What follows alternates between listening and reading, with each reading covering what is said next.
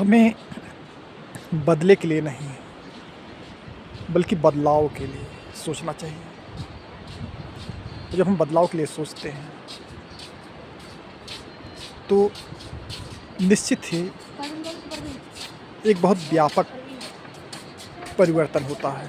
एक तो अपने व्यक्तित्व में परिवर्तन होता है और दूसरा जब व्यक्तित्व में परिवर्तन होता है तो आप जिसके भी संपर्क में आते हैं, समाज, राष्ट्र, सबके हृदय में परिवर्तन होता जाता है।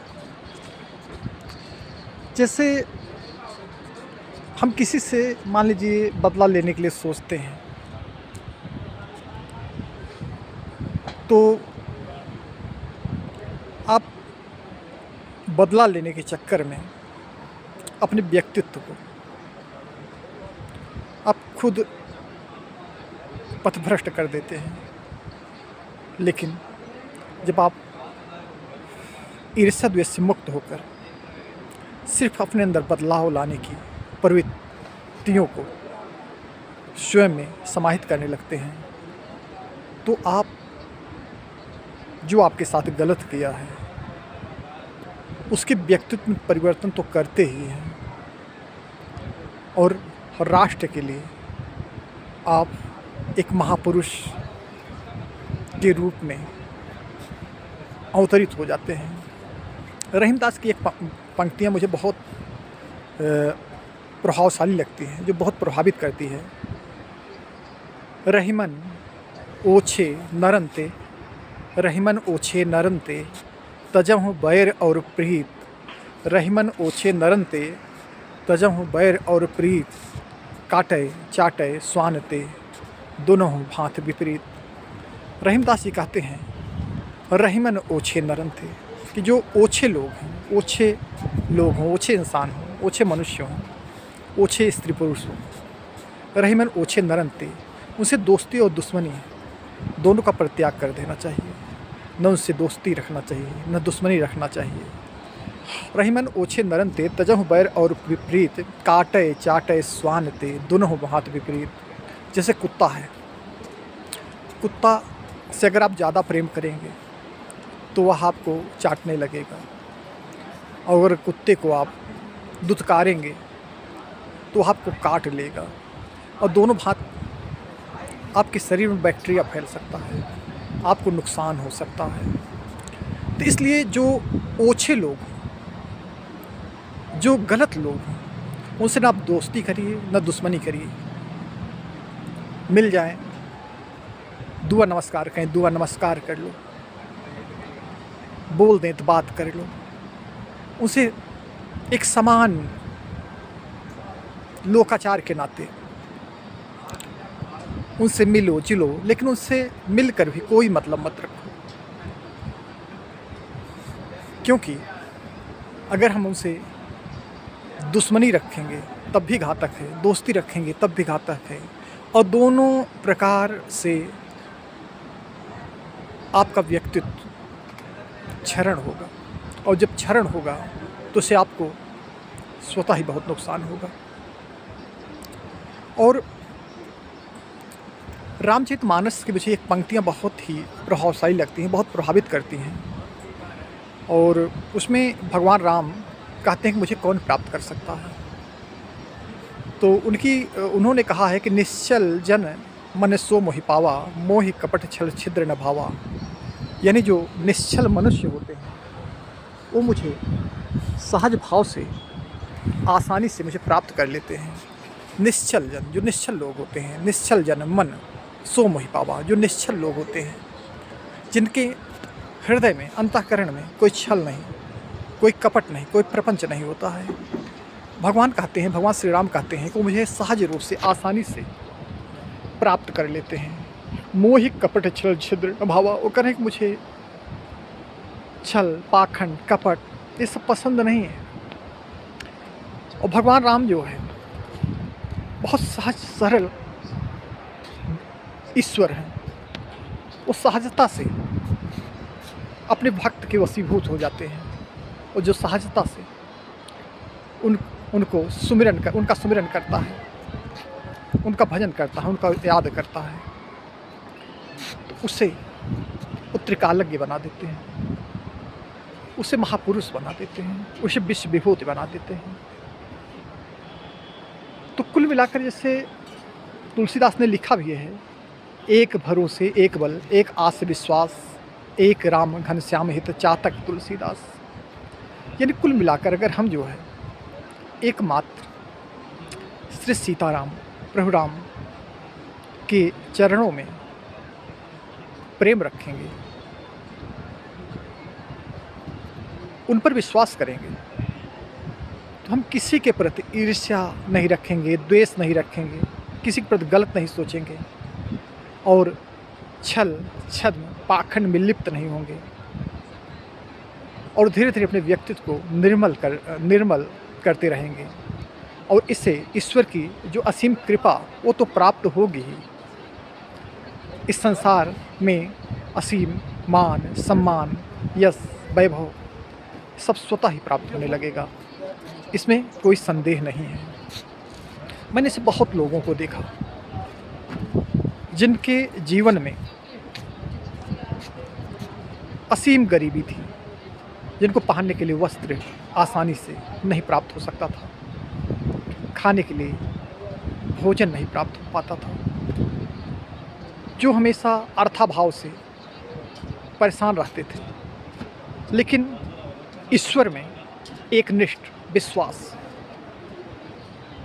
और दुनिया की परवाह न करते हुए सिर्फ एकाग्रचित होकर सकारात्मक सोच के द्वारा लोक कल्याण में वो प्रवृत्त रहते थे और ईश्वर में अपार असीम विश्वास करते हुए ईश्वर को स्मरण करते थे। धीरे धीरे आज मैं देख रहा हूँ कि उनके जीवन में किसी प्रकार का कोई अभाव नहीं है। उनके जीवन में यश वैभव प्रेम मान सम्मान सब पूरी तरह समाहित हो गया है।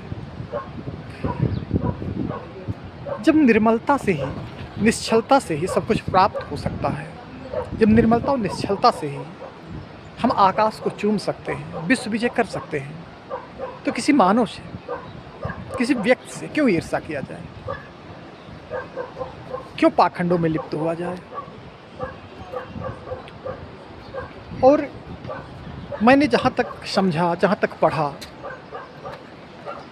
अगर व्यक्ति निश्चल है और निश्चल हृदय से ईश्वर का वह सुमिरन करता है तो वह निश्चित ही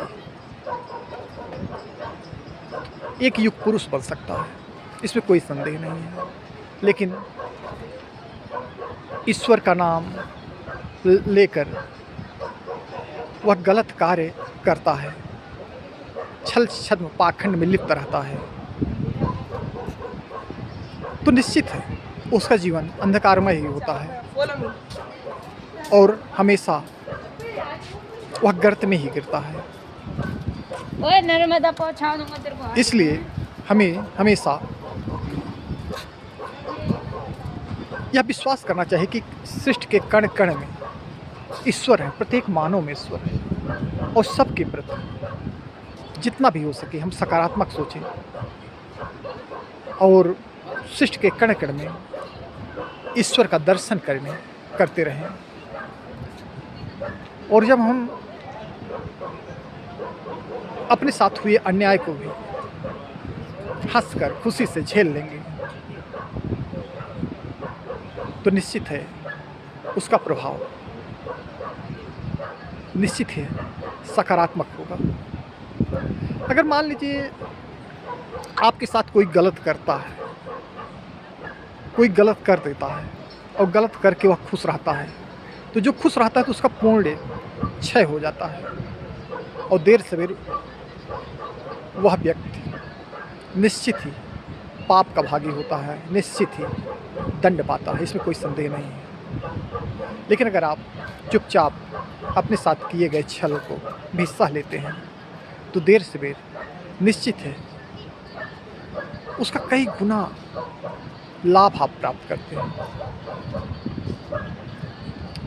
आप को ईश्वर एक ऐसी दिशा पर आरूढ़ कर देता है कि जहाँ तक लोग बढ़ने के लिए सोचते हैं, आप जैसा बनने के लिए लोग तरसते हैं। इसलिए किसी से ईर्ष्या मत करो, जो दुख सुख सब मिले उसे हंस कर सहना चाहिए, क्योंकि वशिष्ठ जी ने एक पंक्तियाँ कहा था, सुनो भरत भाभी प्रबल, बिलख कहो मुनिनाथ, हानि लाभ जीवन मरण जस अपजस विधि हाथ। वशिष्ठ जी ने बिलख कर भरत जी से कहा, भरत जी, जो भावी होता है वो बहुत बलवान होता है, बहुत प्रबल होता है, उसे कोई रोक नहीं पाता है। हानि लाभ जीवन मरण जस अपजस विधि हाथ। जो जैसे मान लीजिए आप कोई कार्य कर रहे हैं, उसे अच्छा समझकर आपको अच्छा करने के बाद भी लाभ होगा या हानि होगा या आप पर निर्भर नहीं करता है। यश मिलेगा कि अपयश मिलेगा यह भी आप पर निर्भर नहीं करता है। जन्म होगा कि मरण होगा यह भी आप पर निर्भर नहीं करता है। कभी कभी हम बहुत अच्छा कार्य करते हैं, उसके बावजूद अपयश मिल जाता है। कभी कभी बहुत अधिकारी, बहुत नेता, बहुत लोग भ्रष्टाचार में, अनाचार में डूबे रहते हैं, फिर भी उनके पद के कारण, उनके प्रभाव के कारण उनको बहुत सम्मान मिलता है, लेकिन वह सम्मान भी क्षणिक होता है, क्योंकि हानि और लाभ, हानि जैसे कोई हम कार्य करते हैं कि हानि होगा लाभ होगा, यह भी अपने हाथ में नहीं होता है, क्योंकि हर मनुष्य लाभ के लिए ही कार्य करता है। लेकिन कभी कभी अच्छा कार्य करने के बावजूद भी हानि प्राप्त हो जाता है, लेकिन वो हानि क्षणिक होता है। जो उस हानि को भी ईश्वर का प्रसाद मानकर एक स्वीकार कर लेता है, तो निश्चित है जीवन में उसे असीम लाभ हो सकता है। और हानि लाभ जीवन मरण, क्योंकि जन्म कब होगा, मृत्यु कब होगा, यह भी अपने हाथ में नहीं होता है। अगर हम अच्छा कार्य करते हैं तो निश्चित ही हमारी सदगति होगा और हम मोक्ष के भागी होंगे, हम प्रभु के लोक में जाएंगे जहाँ देवत्व की प्राप्ति होगी। हानि लाभ जीवन मरण जस अपजस विधि हाथ। और कभी कभी अच्छे कार्यों के बाद भी अपयश मिल जाए तो उस अपयश को भी ईश्वर की इच्छा मानकर स्वीकार कर लेना चाहिए, क्योंकि जो हम उसे स्वीकार करते हैं तो निश्चित है कि आने वाले भविष्य में हम महान यश को प्राप्त कर सकते हैं। और जो सत्य होता है, लोग कहते भी हैं सत्य परेशान होता है, पराजित नहीं होता है। निश्चित ही अगर आप सत्य मार्ग पर हैं तो क्षणिक आप अपयश भी पा जाते हैं, तो अपयश क्षणिक होता है, लेकिन दूरगामी आप महान यशस्वी हो सकते हैं। लेकिन जो गलत व्यक्ति होता है वो अपने पद के कारण, प्रभाव के कारण, जैसे मान लीजिए बहुत लोकप्रिय है, बहुत यश प्राप्त कर रहा है, लेकिन वह उसका क्षणिक होता है, क्योंकि देर सवेर जब पद समाप्त होते हैं और जब उसका पुण्य समाप्त होता है तो उसका सब कुछ विनष्ट हो जाता है। वह अपने पुण्य कर्मों के कारण जो यश प्राप्त किया रहता है, लोगों को धोखा देकर छद्म रूप से, वह सब एक क्षण में नष्ट हो जाता है। इसलिए कभी भी अगर हम दूसरों की सहायता न कर पाएँ तो दूसरों के मार्ग में कंटक नहीं बोना चाहिए, क्योंकि हमारा जीवन तभी सार्थक है जब अधिक से अधिक दूसरों का सहायता कर सके। कोई संकट में फंस गया है तो एक मनुष्य होने के नाते अगर हमारे हाथ में है तो हमें उसकी मदद करना चाहिए, न कि उसे और अधिक संकट में फंसाने का कार्य करना चाहिए। क्योंकि जो किसी संकट में फंसे हुए मनुष्य का उपहास उड़ाता है, उसे और अधिक संकट में ढकेलने का कार्य करता है। तो चाहे कितने भी प्रभावशाली पद पर हो, चाहे कितनी भी प्रतिष्ठा प्राप्त कर रहा हो, उसका पुण्य क्षय हो जाता है और देर सवेर उसका सब कुछ नष्ट हो जाता है। और जो भी एक संकट में फंसा होता है, वह भले और संकट को जो प्राप्त करता है अपने प्रारब्ध को भुगत कर, बाद में उसका जीवन सौभाग्यप्रद बन जाता है। इसलिए जीवन में ईश्वर पर विश्वास करके जैसा भी सुख दुख मिले आत्मसात करना चाहिए, क्योंकि जो ईश्वर पर विश्वास करता है उसका पराभव कभी नहीं होता है। देर हो जाता है लेकिन अंधेर नहीं होता है। और मैं तो यही सबसे कहता हूँ, कभी अगर हम दूसरों की सहायता नहीं कर सकते तो दूसरों के मार्ग में अवरोध नहीं बनना चाहिए, क्योंकि अगर हम दूसरों के मार्ग में अवरोध बनते हैं, दूसरों का उपहास उड़ाते हैं, दूसरों के जीवन में संकट उत्पन्न करते हैं, तो देर सवेर निश्चित है उसका परिणाम बहुत घातक होता है। और उसका दंड जब ईश्वर देता है तो आदमी झेल भी नहीं पाता है। और कुल मिलाकर हमारा यही कहना है कि समस्त चराचर में, कण कण में हमें ईश्वर